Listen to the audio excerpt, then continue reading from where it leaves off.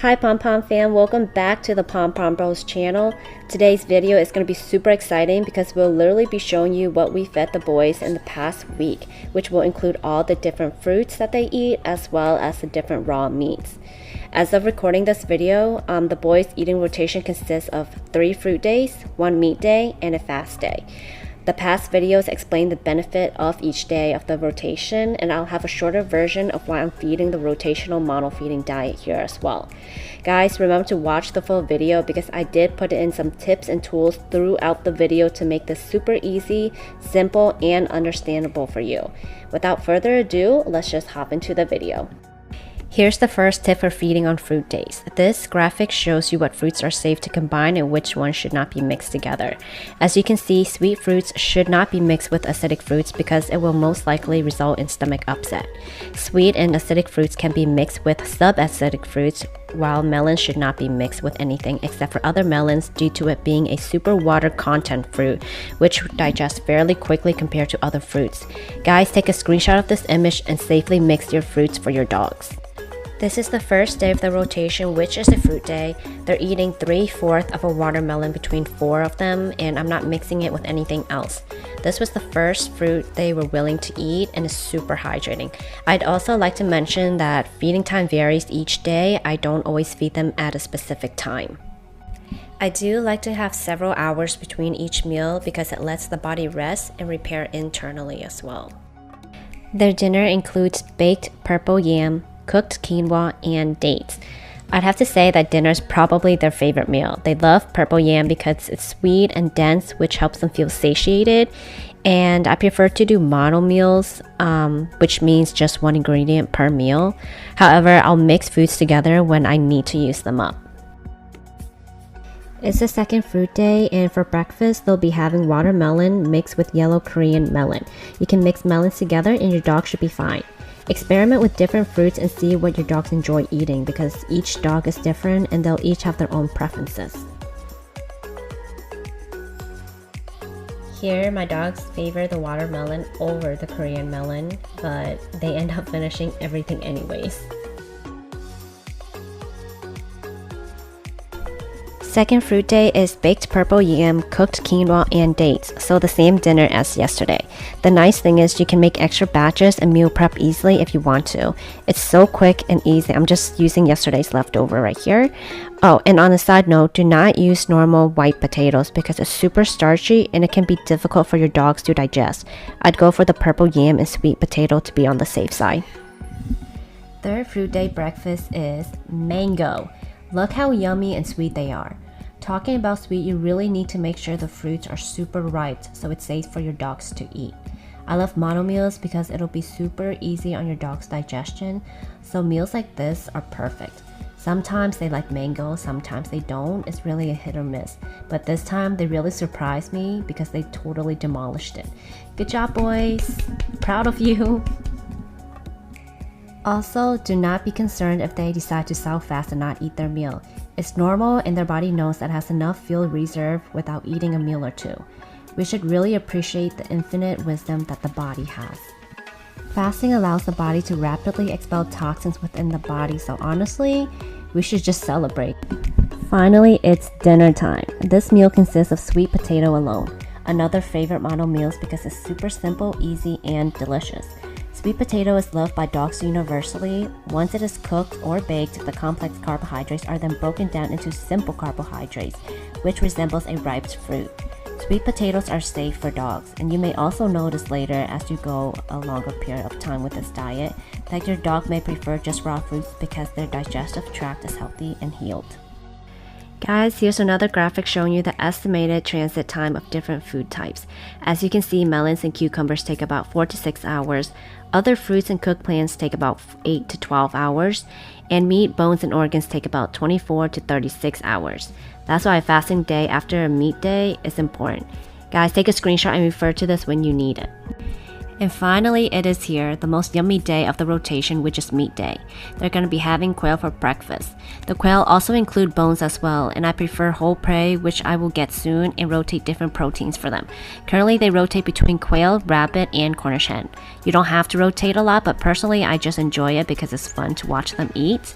I usually give them organs after their nighttime walk as a little treat before bed, and the organs are usually 5% liver and 5% kidney. Guys, organs are important for dogs, so make sure to include it in their meats. You can get it at ethnic markets. I get mine at Asian markets. You can also prep the meat and the organs as well, so you would just portion it and then put it in different containers, freeze it, and then when it's time to feed them, you unfreeze it and then you feed it to them. So it's pretty simple and easy. And for dinner, they're going to be having leftover quail from this morning. They're always looking at me for more meat, and I may or may not add another meat day and take away one fruit day. Honestly, I'm okay with it as long as they have at least 2 fruit days and a fast day. The nice thing is this diet is adjustable and you can do what works best for your family. Next is fast day, and all you need to do is provide water for your dog. Let them rest if they seem a bit tired, since energy is diverted internally for healing. After fast day, the rotation starts again and we're doing fruit day. For breakfast, they're going to be having 3/4 of a watermelon, and watermelon is great for pushing toxins to the surface. Here's another awesome tool for you guys to use when combining fruits. Remember to screenshot it and use it when you guys need it. For dinner, they're having sweet potato, a mono meal but very delicious. You may observe your dog's poop, and usually if their food digests well, the poop comes out with the same color as their fruit. I was so surprised to see this before, but now it's awesome to know they're digesting everything.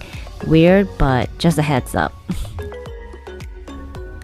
Another fruit breakfast, and this time they're having papaya. It's so fun to make papaya. It's so yummy. Sometimes it's a hit or miss with this one, but they really enjoyed it this time. It's so fresh and so sweet. Today's dinner is purple yam and sweet potato. I had some of each and decided to make a full meal by mixing them. Sweet potato and purple yam are their absolute favorite. They never say no to this dinner. It helps them to feel full and happy. Alright, so the next morning they ended up eating watermelon, and I do switch up their breakfast, but watermelon's super easy to get and they love it as well, so we used it a lot the past week. Remember, you can always switch up fruits that your dogs enjoy eating. It makes it much easier for them to eat fruits this way, guys. Their dinner consists of bananas, cooked quinoa, and a bit of leftover yams. Like I said, I only mix fruits together when I need to use them up, and they were getting super ripe, and it was just perfect timing. Again, this meal is super delicious and fulfilling. Remember to not give your dogs any fruits that they wouldn't eat without disguising it with other foods. Just a story I remember while making this video, my dog used to have anal glands issues and both of his glands even became impacted. I haven't seen any anal glands issues since being on this diet, and he's lost a lot of unnecessary fat for his small frame body. He's healthier than ever, as well as all of my other guys. Here's another tool for you guys to use when making your dog's meals. As a general rule of thumb, your dog's entire fruit day should amount to 5 to 10% of your dog's body weight, so get yourself a scale if you need to. Fruits have more water content and is less dense, so they can eat more fruits on fruit days. If I feed my dogs watermelon, I don't really measure because once they're done, they're done. They don't overeat on fruit days, and once you get a hang of it, you'll be able to eyeball the amount and not have to measure each time. For meat days, you can do 3 to 5% of your dog's body weight. This is a calculation for the whole day, not each meal.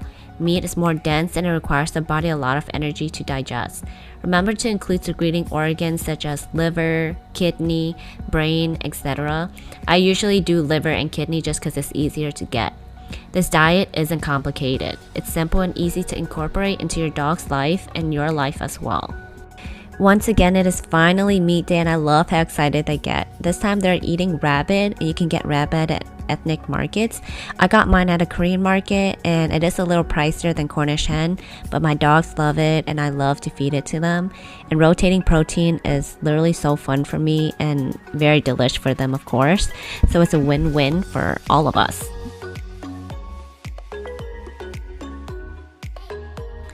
For dinner, they're having the leftover rabbit from this morning, and it wasn't enough, so I actually had to get some chicken drumsticks as well.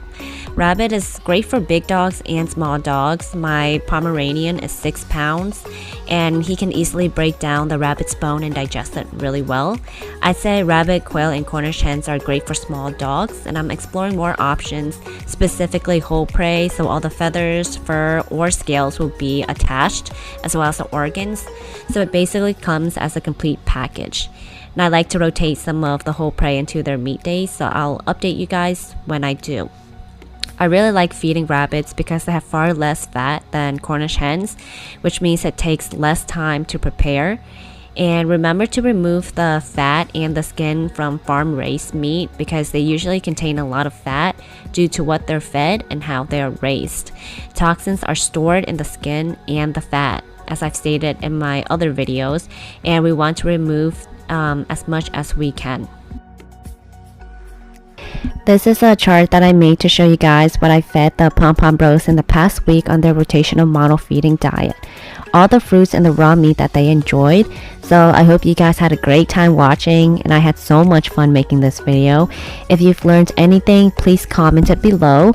And if you like the video, please click the like button and subscribe. Please share with anyone who you feel would benefit from this information. Thank you guys, and see you in our next video, Pom-Pom fam. Much love to everyone.